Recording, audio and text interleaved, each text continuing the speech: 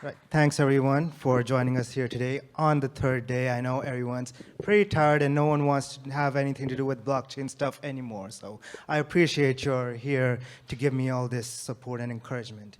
I'm no one important, no need to introduce myself. Let's have a show of hands here. How many people here have used Wikipedia in their academic work, even though they were not supposed to? Yeah, we all have. And if you say no, you're a liar. And there's a reason for that, right? Wikipedia is basically now considered a largely reliable source for secondary research. The reason for this is its strong community spirit, lack of entry barriers, and emphasis on the collective ownership of content. What makes it even more impressive is that it's primarily volunteer-run, and most of its revenue comes from donations, unlike other top 10 websites. However, maybe Wikipedia is not that idyllic as people think. Depending on who you ask, there have been allegations of political bias in Wikipedia, some saying it's a left-wing website, others saying it's a right-wing website. But there's many ways that this bias might be implemented due to the functional structures of Wikipedia. The first is source deprecation, where the Wikipedia community prohibits certain websites from being cited as valid references. Secondly, violation of the neutral point of view policy based on the article concerned, where people will negatively or positively emphasize certain aspects of a topic depending on their political or other ideological affiliations. And thirdly is the whole issue of locking pages, which happens quite a lot every time the US elections are near in the English language Wikipedia. So, another thing, while people say that Wikipedia is a democratic platform, its actual structure is a bit more complex than that. I'm not going to go into detailing the entire hierarchy, but there's levels of different users with different powers and different points of authority, which can basically control the fate of the website. So it's not that open in the first place. And of course, related to the previous part, there's a rule of 1% in Wikipedia, where 1% of the editors contribute about 80% of the content and have quite a large say over how the articles are structured, the topics they talk about, stuff like that. Because of all these factors, there is now a breed of people thinking that maybe blockchain will solve all of our issues. And the most famous example here is Abeer, who for the past few years were advertising themselves as the Wikipedia killer. The essential idea behind Abeer was that we are going to leverage staking and slashing mechanisms using our native IQ tokens to ensure that people coordinate in fair, accessible, and open encyclopedia article production. So largely what it involved was you stake IQ tokens for 21 days, you get some points known as brain power, and you can propose edits using those brain power points. Once you propose an edit, other people who have staked tokens, they vote on whether they want to pass your edit or not. And if your edit is passed, you get curation rewards. The people who passed your edits also get curation rewards. These curation rewards come from token inflation, proposed platform fees. What is interesting with Abeer was their slashing mechanism.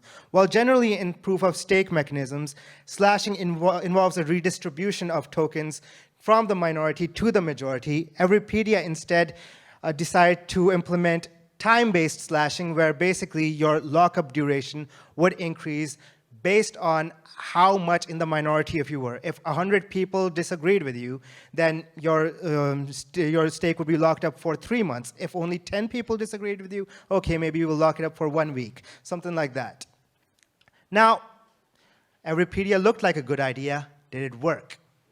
Unfortunately, it did not work. And there were a few issues wrong with Abeer. First of all, the majority of their submissions, they were a copy-paste job of Wikipedia. Eventually, Abeer ended up deploying a bot which would just scrape Wikipedia and copy-paste any new edit that happened on Wikipedia on the Abeer platform.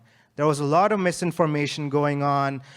Any original articles which were not on Wikipedia were largely shitcoin spam, self-promotional material, lots of non-notable articles, conspiracy theories, defamatory content. And eventually, like, people just stopped contributing to Everypedia. They held on to the IQ token, but they decided we're just going to use this as some other speculative asset and not contribute. Now, Everypedia, ever since the past few months, just starting last year, they have decided to rebrand as IQ Wiki. While there's still some plans of staking and slashing mechanisms, they seem to be focusing more on the AI hype cycle. And honestly, I wish them all the best. Let's see if they actually end up improving on the Everypedia limitations. But here's what went wrong. Everypedia didn't realize that Wikipedia's key strength was its community spirit. And that is why the donation-only model is successful. Wikipedia does not need to earn revenue in a traditional way. Everypedia chose the route of financialization of community interactions. And basically, individual self-interest was celebrated rather than the idea of contribution. And that's why the IQ token never made it past empty speculation.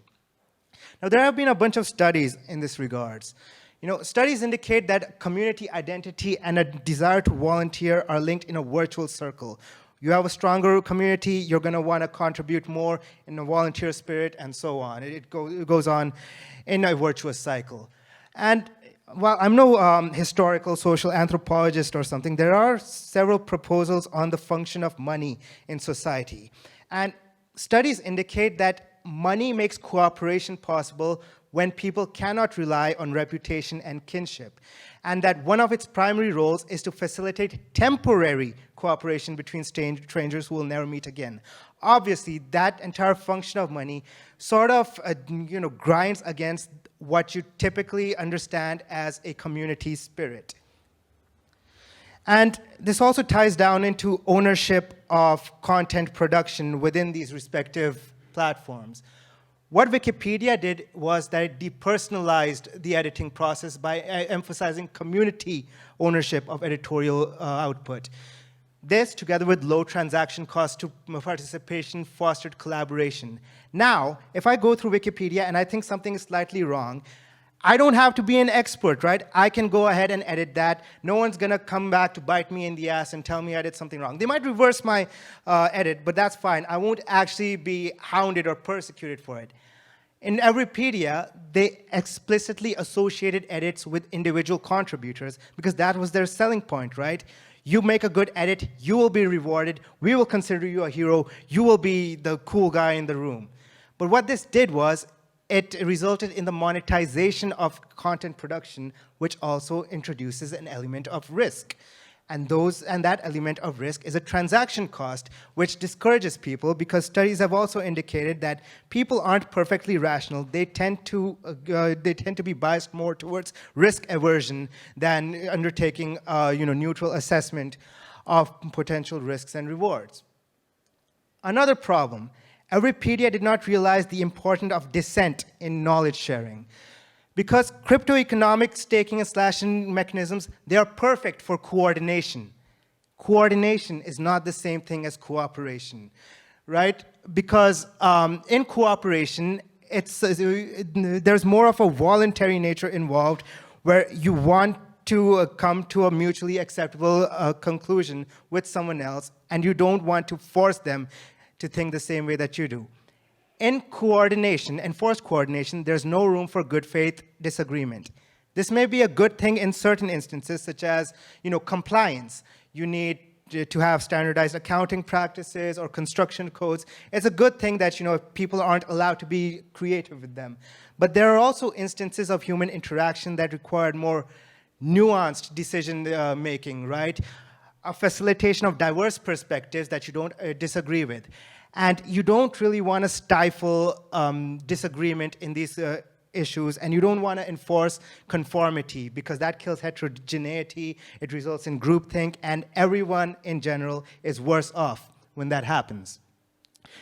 It's then no surprise that eventually the shelling point for Everypedia became Wikipedia because, if everyone gets rewarded or penalized based on what they do, and they have to convince everyone else, people are just going to go for the most obvious solution, which is Wikipedia.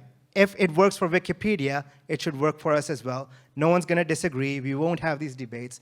But ultimately, if all you're doing is scraping Wikipedia, what was the point of trying to create a Wikipedia killer? And this is related to another new burgeoning trend within the decentralized ecosystem known as decentralized science. Now, decentralized science is a bit of a hype. It basically involves the introduction of blockchain technology in various aspects of the scientific process, whether it's data management, whether it's funding, research, so on and so forth. What's relevant here is this idea of decentralized peer review. So basically, a subset of decentralized science people have identified that the peer review process is unfair and inefficient because peer reviewers have unpaid labor, there's quality control issues, people might be biased, people might not be doing their job as peer reviewers, they might be slow and inefficient.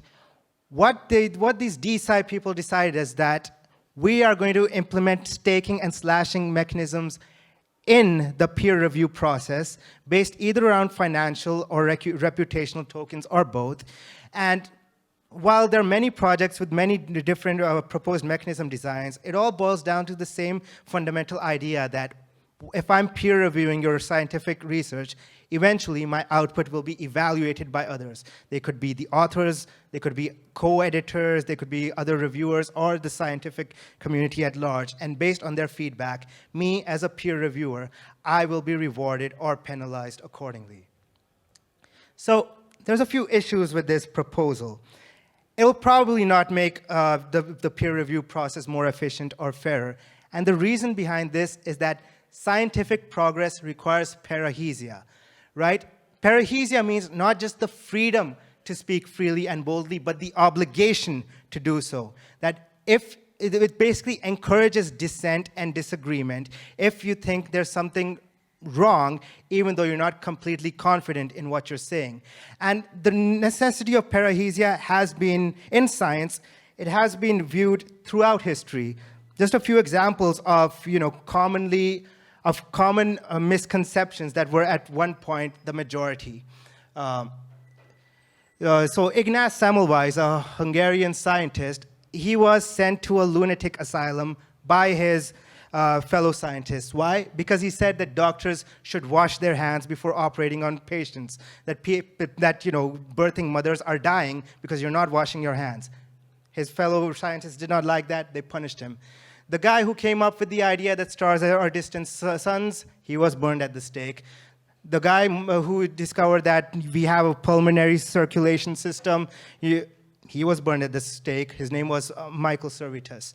Now, some people might say, but we have moved past the whole burning at the stake aspect. We're not killing people. What's wrong with staking and slashing mechanisms? And that is true. We might not kill someone when we're penalizing their reputational or financial stake, but that goes against the point of science. It's that the point of scientific progress is not to create martyrs, right? If there's any sort of mechanism that disincentivizes parrhesia, that is not good for science, that is not good for knowledge discovery. And this is a problem even with tokenized reputation mechanisms, those that are not based on finances, because once you quantify and tokenize a reputation, whether through SBTs or whatever, you start creating an objective standard by which people will be incentivized or disincentivized, which again might be great in case of strict compliance. It's not great when you want to encourage people to be diverse and to disagree with each other. So what is the conclusion here? Basically, the conclusion here is probably going to be unpopular in this conference, I don't know, but the conclusion is that not everything needs to be decentralized. Personally, I would argue that most things do not need to be decentralized because the pursuit of quantifiable tokenized incentives compromises fluid natural interactions among people. Enforced coordination is not always ideal. There are situations where you want to encourage people to be wrong. Right? The blockchain hype in general, it focuses too much on buzzwords like transparency, immutability, trustlessness. think in your regular lives. Do you really want to live in a world where everything is transparent, everything is immutable, and everything is trustless? No, obviously you don't. You don't even want that in your financial lives. Forget, everything else that goes on. So if this is the selling point of blockchain technology, maybe we should think back for a second and wonder whether if we should be integrating this into every single one of our processes. And ultimately, this ties back into sensible system design. What is sensible system design? It involves knowing the fundamental culture and interactions a community, organization, or process requires. It's not good enough to say that, hey, maybe blockchain can solve X, Y, Z. The first question you should ask yourselves is, should I be using a blockchain to solve these issues in the first place? And I believe this is a problem that we see everywhere in all these events. Whenever people come up with a new blockchain invention, they're basically showing us, I built a cool thing. They're not really able to explain to us, why have I built that cool thing? And that's basically the end of my talk. How much time do I have? I try to get it under 20. Okay, we're done. So if you have any questions or answers, you can always ask me later.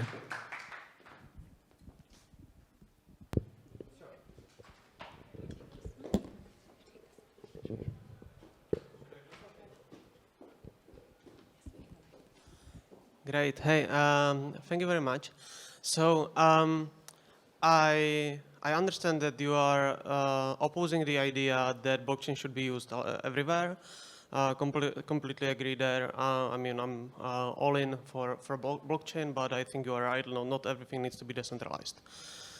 On this topic of peer review, so you are claiming that the DeSci people are wrong because they are proposing something like this.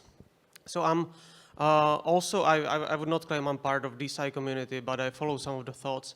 And I do not think that this kind of solution has been generally proposed. I think what the DeSci community is saying is that the peer review process is flawed. That's very similar to what open science says, and that it should be replaced by something else.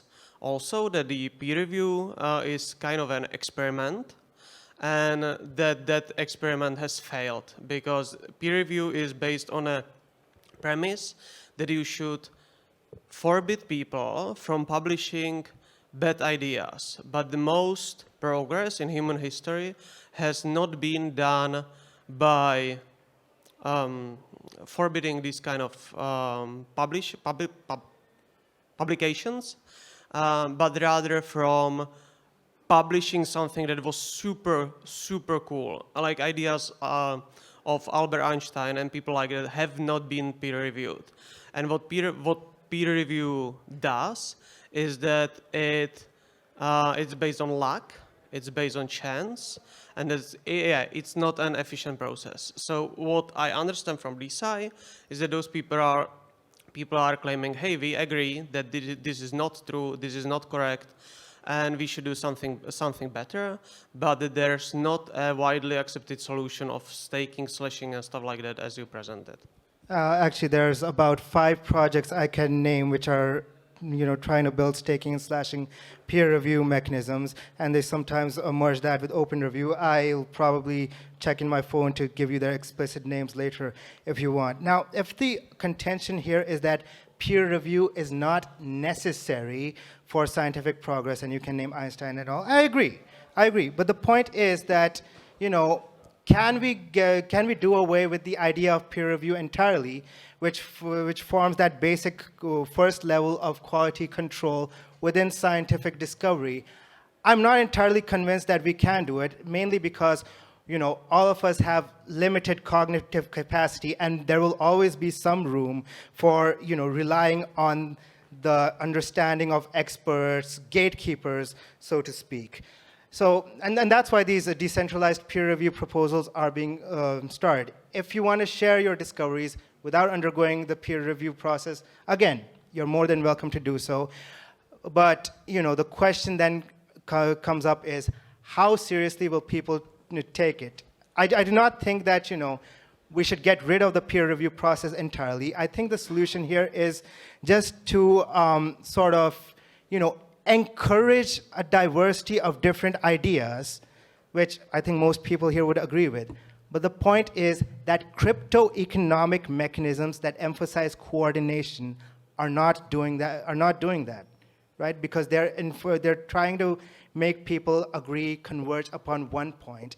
And especially in the case of knowledge sharing and scientific discovery, that is not a great thing to do.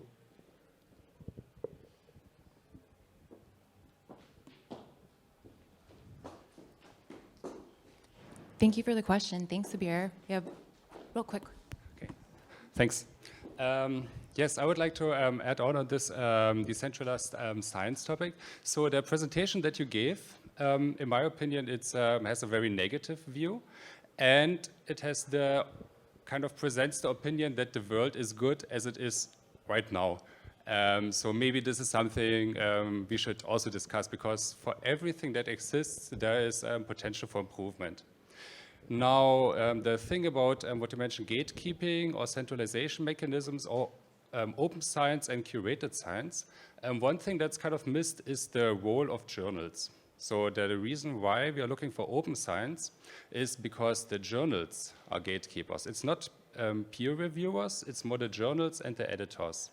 And most historic examples of like really innovative breakthrough ideas didn't get published in papers, not because other scientists didn't like the idea, but because the editors didn't like it. They thought it wouldn't fit in our journal, and that's why they don't even pass it on to the peer review process. And I think that open science has a real great opportunity to improve the system here, so that all kinds of ideas can be published and reviewed in an even more decentralized fashion, that there are not just one or two chosen reviewers, but a larger group. And the question at hand, what we are looking at is crypto a technology that can help to do this? So this is basically the question, and the answer will be probably in a couple of years emerge if it will work or not. But in my opinion, it's definitely worth trying. Well, here's the thing. I mean, I wouldn't say I'm saying the world is good as it is. I am saying that if you don't like the world as it is, at least don't make it worse, right? Now, when it comes to all these decentralized science proposals, the problem is many of these proposals, they miss the entire point of what the blockchain is. The blockchain is at its core a consensus mechanism, right? So simply saying, simply including the word decentralized does not rob it of its function as a consensus mechanism. Now, are any of these decentralized science proposals, whether through implementing the open peer review process or open publishing, actually resolving any issues? I would say not necessarily. Because ultimately, you do not have a blockchain if you are not coordinating people using tools such as economic or reputational staking or slashing. I mean, otherwise, the alternative for that is having a centralized point of failure, which is basically what journals are, right? That's much of the criticism that journals get. So ultimately, is blockchain technology solving this problem? Is so-called decentralization, which at its core means coordinating people without that centralized point of failure, solving this issue? I would wager no. I think the solution would be to encourage and incentivize many different sources of these centralized points of failure and hope for the best. And that's what people are trying to do right now, having competing journals or whatever. That is fine, if one journal does not agree with you, you go to another one. Ultimately, I do not think that, decentralized coordination mechanisms are the answer for improving the world or the state of science.